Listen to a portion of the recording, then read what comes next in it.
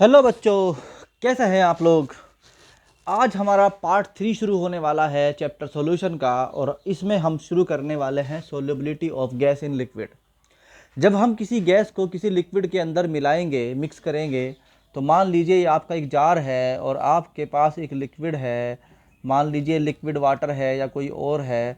तो आपको इसके अंदर एक गैस को मिक्स करना है। तो आप कैसे तो मिक्स करेंगे और वो कौन कौन से फैक्टर्स होंगे उन जिनके ऊपर इस गैस का इस लिक्विड के अंदर मिक्स होना डिपेंड करता है। तो पहले एक बात सुन लीजिए कि ये जो टॉपिक है, ये जो कॉन्सेप्ट है गैस का लिक्विड के अंदर मिक्स होना, ये सॉलिड का लिक्विड के अंदर मिक्स होने से बिल्कुल अलग है। इसके अंदर क्या टेम्परेचर का फ़र्क पड़ता है? तो यस सर पड़ता है। क्या प्रेशर का फ़र्क पड़ता है? तो यस पड़ता है। इसके अंदर दोनों चीज़ों का फ़र्क पड़ता है, यानी टेम्परेचर का भी और प्रेशर का भी। तो ये जो रिलेशनशिप है कि कितना अमाउंट ऑफ गैस लिक्विड के अंदर, सॉल्वेंट के अंदर मिक्स हो जाएगा, इसके लिए एक साइंटिस्ट हेनरी, उसने एक लॉ दिया। और वो लॉ क्या था? That is called Henry's law. That is called Henry's law, जिसको हम लाइन बाय लाइन पढ़ने वाले हैं। देखो बच्चों, बहुत बहुत ही इम्पोर्टेंट है, क्योंकि इससे बोर्ड में, नीट में, आईआईटी में क्वेश्चन आता है। तो डू नॉट स्किप। एक थोड़ा वीडियो लंबा हो सकता है, तो उसकी टेंशन ना लें, इसको पढ़ें और ध्यान से समझें कि हम क्या करने वाले हैं। हमारा है हेनरीज लॉ। Henrys law.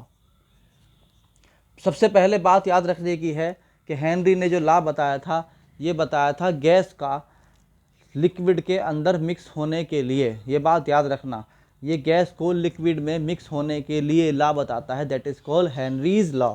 तो हेनरी क्या कहता है? हेनरी कहता है the solubility of gas. Solubility का मतलब होता है amount of gas, maximum amount of gas that can be added at the given temperature in the solvent is called solubility. Solubility of gas in a liquid is directly क्या होता है? Directly proportional होता है बच्चों। किसको? Directly proportional to pressure applied. तो क्या आपने प्रेशर कितना अप्लाई किया है? तो इसके लिए हम क्या करते हैं, आपको एक जार बना के दिखाते हैं। मान लीजिए एक जार है, इसके अंदर ऊपर से हमने रख दिया है भार, यानी वेट रख दिया हमने इसके अंदर mg वेट रख दिया। और यहाँ पर जो है ये आपका लिक्विड है, ये लिक्विड की सरफेस है। और यहाँ पर एक गैस है जिसको आपको मिक्स कराना है। इसके पार्टिकल अंदर जाएंगे, अंदर से बाहर आएंगे, अंदर जाएंगे, अंदर से बाहर आएंगे। ऐसे ये इक्विलिब्रियम सेट कर लेगा। बच्चों ये क्या है? ये गैस है। बच्चों ये क्या है? ये लिक्विड है। और ये गैस के पार्टिकल अंदर एंटर कर गए। ये अंदर एंटर करते रहते हैं, बाहर निकलते रहते हैं, एंटर करते रहते हैं, बाहर निकलते रहते हैं। एक इक्विलिब्रियम सेट हो जाता है। मगर वो कितना अमाउंट ऑफ गैस अंदर रहेगा एक टाइम पर, डिपेंड अपॉन कि आपने प्रेशर कितना एग्जर्ट किया हुआ है। यहाँ से प्रेशर को हम ऐसे डिनोट कर सकते हैं P। तो बच्चों फॉर्मूले के अकॉर्डिंग ये वाला हमारा क्वेश्चन हो गया। दूसरे इन अदर वर्ड्स हम एक डेफिनेशन और भी ले सकते हैं इसकी, कि मोल फ्रैक्शंस के जो मोल फ्रैक्शंस ऑफ गैस हैं, मोल fraction of gas in the solution, जो गैस की मोल फ्रैक्शन है इन द सॉल्यूशन, प्रोपोर्शनल होती है किसके? Proportional to partial pressure, to the partial pressure के ऊपर डिपेंड करती है। ठीक। तो इस तरीके से हम बोल सकते हैं कि अगर आपने यहाँ से P प्रेशर लगाया है और P प्रेशर लगाने के बाद इस गैस का x mole fraction of gas क्या हो गया? इसके लिक्विड के अंदर पहुँच गया। इस लिक्विड के अंदर पहुँच गया, यानी ये जो आपका गैस बाहर थी, ये गैस कहाँ पहुँच गई? इस लिक्विड के अंदर पहुँच गई है।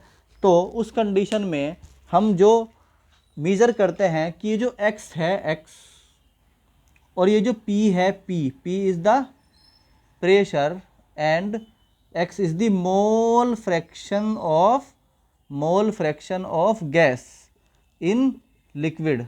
इन लिक्विड, ये कितना है, इस सॉल्यूशन में कितना है, तो इनके बीच में रिलेशन होता है कि P equal to KH X। This is the relation. इस रिलेशन को बहुत अच्छे से याद करना है। P is the pressure applied and X is the mole fraction of gas in the solution. ये हमारा क्या था बच्चों, ये हमारा था हेनरीज लॉ। और हेनरी लॉ में जो KH आया है that is called Henry's constant. तो बच्चों ये बात समझ में आई कि नहीं आई आपको, ये कॉन्सेप्ट अच्छे से समझ में आया। अब इसके कुछ पॉइंट्स करने हैं और उन पॉइंट्स को समझने के लिए हमें क्या करना पड़ेगा, एक एक पॉइंट को अलग अलग डिस्कस करेंगे। सबसे पहली बात कि ये लॉ समझना क्यों इम्पोर्टेंट है और इसके एप्लीकेशंस कहाँ हैं। देखिए, आपने देखा होगा घर के अंदर जब आप फिशेस लाते हैं तो फिशेस को जब आप एक्वेरियम के अंदर रखते हैं तो उसके अंदर आपने एक पाइप लगाया हुआ होता है, जो पाइप लगातार क्या करता है, अंदर हवा को पहुंचाता रहता है। उसकी वजह यह होती है कि जो फिशेस होती हैं वो फिशेस क्या करती हैं, लगातार एब्जॉर्ब करती हैं, यूटिलाइजेशन ऑफ ऑक्सीजन करती हैं। क्योंकि देखिए, ये जो आपका एक्वेरियम है इसके अंदर आपकी जो फ़िश है ये क्या कर रही है, ये आपकी फ़िश जो है वो ऑक्सीजन जो वाटर में अवेलेबल है उसको क्या करती है, एब्जॉर्ब करती है, यूज़ करती है, और वो O2 को CO2 में कन्वर्ट करती रहती है। तो इससे क्या होगा, वाटर के अंदर जो O2 है ये ख़त्म हो जाएगी, और अगर ये ख़त्म हो जाएगी तो आपकी फ़िश क्या हो जाएगी, मर जाएगी। तो उसके लिए आप एक पाइप डाल के रखते हैं जो कि लगातार ऑक्सीजन का लेवल मेंटेन रखता है, किसके अंदर, इस वाटर के अंदर, ताकि फ़िश ज़िंदा रहें। इस तरह से बहुत सारे एप्लीकेशंस होते हैं। नंबर 1 है, हैंडल आके बहुत सारे एप्लीकेशंस हैं। एप्लीकेशन नंबर 1 है कि आपने देखा होगा कि आपकी जो सॉफ्ट ड्रिंक्स होती हैं जैसे कोका कोला, थम्स अप वगैरह आप पीते हैं, तो इसमें क्या होता है, इसमें कार्बन डाइऑक्साइड गैस जो होती है वो इसके अंदर पहले से मिक्स हुई होती आती है। उसके मिक्स करने की वजह ये होती है कि उसकी वजह से जब हमारे जीभ पर ये पड़ती है ना, जब हम कोल्ड ड्रिंक पीते हैं हमारी जीभ पे कोल्ड ड्रिंक पड़ती है तो उस टाइम पर कार्बन डाइऑक्साइड गैस उड़ के निकलती है। कई बार आपने देखा होगा कि आप अगर एक साथ कोल्ड ड्रिंक पी जाएं, धीरे धीरे ना पिएं, या बहुत सारी कोल्ड ड्रिंक के साथ पी जाएं तो आपके पेट से एकदम से डकार आती है ऐसे, यानी वो जो आती है ना, वो जो बाहर निकल के कभी कभी पानी भी आ जाता है आँखों में से, उसकी वजह से वो होता है कार्बन डाइऑक्साइड गैस। तो हमारी जो कोल्ड ड्रिंक्स होती हैं इनके अंदर एक गैस मिक्स होती है दैट इज़ कार्बन डाइऑक्साइड। ये बात आपको याद रखनी पड़ेगी। दूसरी बात है इसके अंदर कि जो हमारा डीप सी है, क्या है बच्चों, डीप सी है, उसके अंदर हमारा जो होता है, एक होता है बैंड्स और डीकम्पोजिशन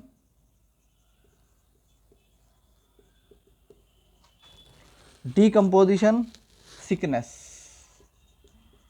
ये एक प्रॉब्लम है, इसके बारे में हमें जानना बहुत ज़रूरी है क्योंकि नीट में इसके रिलेवेंट क्वेश्चन पूछ सकते हैं कि व्हाट इज़ डीकम्पोजिशन सिकनेस क्या होता है, इसको समझना है क्योंकि इसके ऊपर क्वेश्चन आता है नीट में।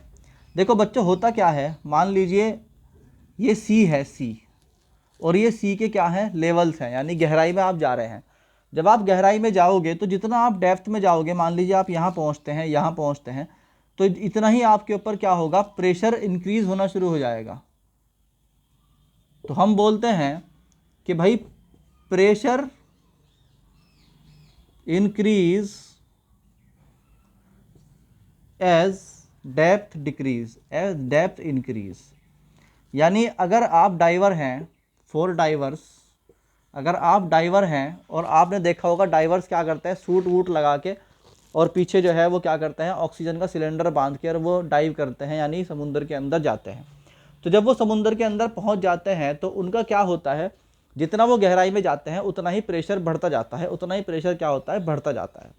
तो प्रेशर बढ़ने की वजह से क्या होगा, अब जो सिलेंडर से आ रही है, सिलेंडर से क्या आ रही है हवा, यानी सिलेंडर जो है this is providing O2 and N2। ये O2 और N2 लेगा तो वो ब्रेथिंग के थ्रू ही लेगा, तो वो सांस में ही अपनी और रेस्पिरेशन होगा, और उसमें क्या होगा कि ये ब्लड के अंदर मिक्स होगी। मेरी बात आपको समझ में आई? मैं कह रहा हूं कि एक सिलेंडर बांध के जब एक डाइवर समुद्र के अंदर यानी गोताखोर जब जाता है तो डेप्थ में जाने के साथ साथ जितना वो डेप्थ में जाएगा उतनी ही उसकी क्या होगी, प्रेशर बढ़ता जाएगा। जब प्रेशर बढ़ेगा तो solubility of gas in liquid बढ़ेगी। इस हिसाब से O2 और N2 जो अवेलेबल है उसके सिलेंडर में, जब वो सांस लेगा तो उसके ब्लड में उसका मिक्सचर का लेवल बढ़ता जाएगा, यानी कि ज़्यादा O2 और ज़्यादा N2 मिक्स होगी। ज़्यादा O2 मिक्स होने से बहुत तेज़ी के साथ रेस्पिरेशन की प्रोसेस होगी, और ज़्यादा N2 मिक्स होने की वजह से वो केमिकली रिएक्ट करना शुरू कर देगी, जो कि वैसे तो इनर्ट होती है, N2 इनर्ट होती है, मगर वैसे N2 जो होती है वो मिक्स करना शुरू कर देती है, रिएक्शन करना शुरू कर देती है ब्लड के साथ, अगर बहुत ज़्यादा प्रेशर बढ़ जाता है तो ये इस प्रॉब्लम को बोलते हैं क्या, डीकम्पोजिशन सिकनेस। क्या बोलते हैं इसको? Decomposition sickness. डीकम्पोजिशन सिकनेस में ब्लड के अंदर ऑक्सीजन और नाइट्रोजन ज़्यादा मिक्स होने लगती हैं और केमिकली रिएक्ट करने लगती हैं इन कंपैरिजन टू जितना होना चाहिए। तो इसकी वजह से मुंह से खून आने लगता है या मर भी जाता है आदमी। तो इस प्रॉब्लम को सॉल्व करने